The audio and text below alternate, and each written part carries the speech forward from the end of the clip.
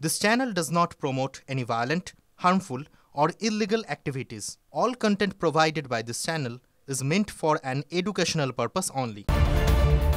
নীতি আয়োগের বৈঠক নিয়ে মমতার মন্তব্যের প্রতিবাদে বিধানসভায় বিক্ষোভ বিজেপির। ওয়াকআউট করেন বিজেপি বিধায়করা।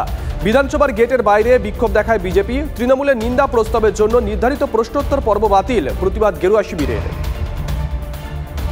বিধানসভায় ফের কেন্দ্রে জলবন্টন নীতি নিয়ে সরব মমতা। তিস্তা থেকে ফারাক্কা, কেন্দ্রের সিদ্ধান্তের বিরোধিতা বাংলার মুখ্যমন্ত্রীর। বাংলা স্বার্থ ক্ষুণ্ণ করে কোনো চুক্তি করতে পারবো না, না দক্ষিণবঙ্গ না উত্তরবঙ্গ। বাংলার বঞ্চনা হলে কেউ মানবে না। ভোট পাই আর না পাই, বাংলা স্বার্থের প্রশ্নে আপোষ নয়। বাংলাকে বাদ দিয়ে কোনো আলোচনা করা যাবে না, বিধানসভায় মন্তব্য মুখ্যমন্ত্রীর। ধর্ষণ করে খুনের অভিযোগে ধৃতের এক বন্ধুকে আটক করেও ছেড়ে দেওয়ার অভিযোগ। ঘটনার প্রতিবাদে মালদার হবিবপুরে রাস্তায় আগুন জ্বালিয়ে বিক্ষোভ বাসিন্দাদের। অভিযুক্তদের ফাঁসির দাবিতে মালদা নালাগোলা রাজ্য সড়ক অবরোধ করে বিক্ষোভ। 19 জুলাই হবিবপুরের বুলবুলচন্ডী এলাকায় নিজের বাড়ির বারান্দা থেকে উদ্ধার হয় নাবালিকার স্কুল ছাত্রীর দেহ।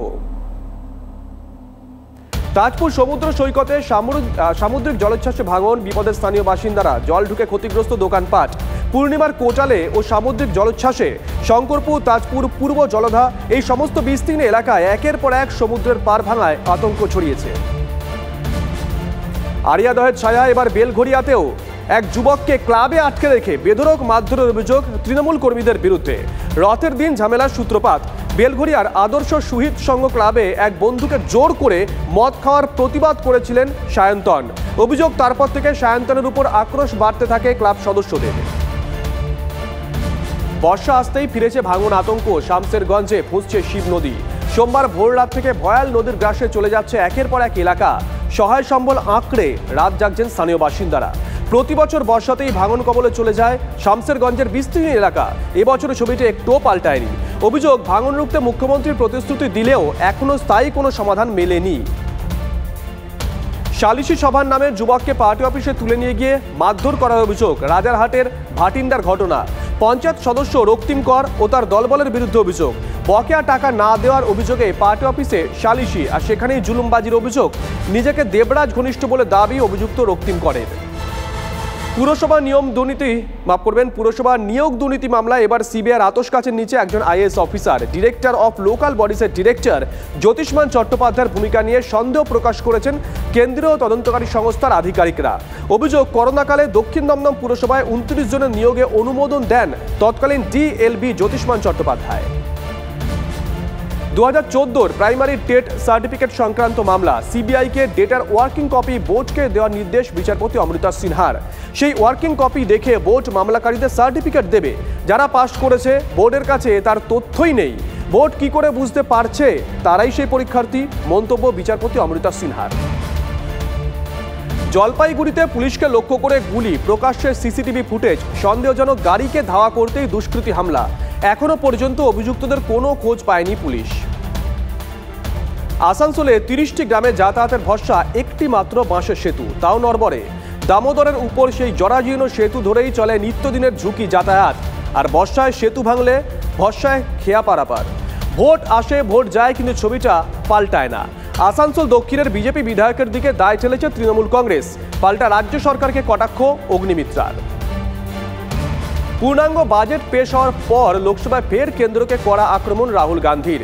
কৃষক থেকে যুব সম্প্রদায় বা মধ্যবিত্তদের জন্য বাজেটে কোনো ঘোষণা নেই বলে দাবি করেছেন। কংগ্রেস সাংসদ এদিন শুরুতেই বলেন, দেশ জুড়ে চক্রব্যূহ তৈরি করা হয়েছে, যা বুহের কেন্দ্র থেকে নিয়ন্ত্রণ করছে 6 জন। রাহুলের বক্তব্য ঘিরে উত্তাল হয় সংসদ। পরিস্থিতি নিয়ন্ত্রণ করার চেষ্টা করেন স্পিকার ওম বিড়লা। দিল্লিতে আপ হেডকোয়ার্টারের সামনে তুলকালাম। 3 পড়ুয়ার মৃত্যু, বিজেপির প্রতিবাদ বিক্ষোভ। দিল্লি সরকারের বিরুদ্ধে গাফিলতির অভিযোগ। পুলিশের ব্যারিকেড ভেঙে এগোনোর চেষ্টা বিক্ষোভকারীদের। বিক্ষোভ হঠাতে জল কামান পুলিশের।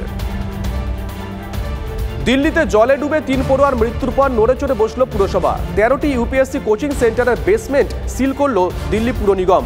3 পড়ুয়া মৃত্যুর তদন্তে সহযোগিতার আশ্বাস কোচিং কর্তৃপক্ষের। আবগারি নীতি মামলায় দিল্লির মুখ্যমন্ত্রী অরবিন্দ কেজরিওয়াল এবং অন্যদের বিরুদ্ধে চার্জশিট দিল সিবিআই। এদিন দিল্লির রাউস এভিনিউ আদালতে চার্জশিট দাখিল করা হয়। তবে ইডি মামলায় ইতিমধ্যেই দিল্লির মুখ্যমন্ত্রী জামিন পেয়েছেন, কিন্তু সিবিআইয়ের করা মামলায় কেজরিওয়াল এখনও তিহার জেলে বন্দী রয়েছেন। সেই মামলায় জামিনের আবেদনের শুনানি চলছে দিল্লি হাইকোর্টে। সুপ্রিম কোর্টের স্বস্তি হেমন্ত সোরেনের, শীর্ষ আদালতের স্বস্তি ঝাড়খণ্ডের মুখ্যমন্ত্রীর। হাইকোর্টের নির্দেশে হস্তক্ষেপে রাজি নয় শীর্ষ আদালত। সোরেনের জামিনের বিরোধিতা করে শীর্ষ আদালতে যায় ইডি। ইডির আবেদন খারিজ করল সুপ্রিম কোর্ট। প্রায় 40 ডিগ্রির কাছাকাছি কাশ্মীরের তাপমাত্রা, অন্যতম উষ্ণ জুলাই মাসের সাক্ষী উপত্যকা অঞ্চল। পরিস্থিতি এমনই যে গরমের ছুটি স্কুলে। স্থানীয় প্রশাসনের সিদ্ধান্ত, আপাতত আগামী 2 দিন পঞ্চম শ্রেণী পর্যন্ত ছাত্রছাত্রীদের স্কুল বন্ধ থাকবে। গত কয়েকদিন ধরে কাশ্মীরে 33 ডিগ্রি সেলসিয়াসের বেশি থাকছে তাপমাত্রা। আশা জাগিয়েও ব্যর্থ অর্জুন বাবুতা, ফাইনালে শেষ মুহূর্তে চাপ সামলাতে পারলেন না পাঞ্জাবের শুটার। ছেলেদের 10 মিটার এয়ার রাইফেলে ব্যক্তিগত ইভেন্টে 4 নম্বরে শেষ করলেন অর্জুন।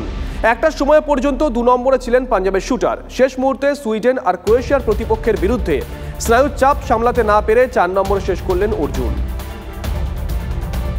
10 মিটার এয়ার রাইফেল স্বপ্ন দেখেও পদক আনতে পারলেন না রবিতা জিন্দাল। ভালোই লড়াই করেছিলেন তিনি, কিন্তু দ্বিতীয় সিরিজের শেষ শটটা 9.7 মারেন।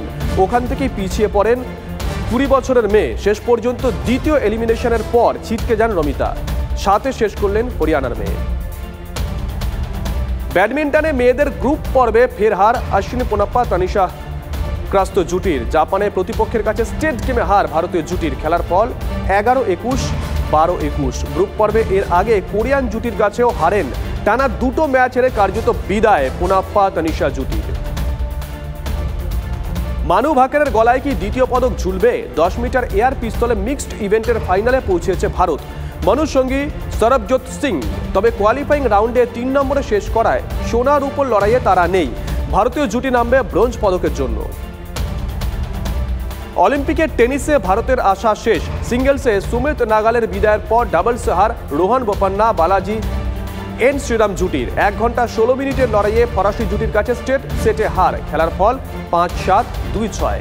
বোপান্না একেবারেই ফর্মে ছিলেন না, যে কারণেই ফরাসি প্রতিপক্ষকে থামানোই যায়নি।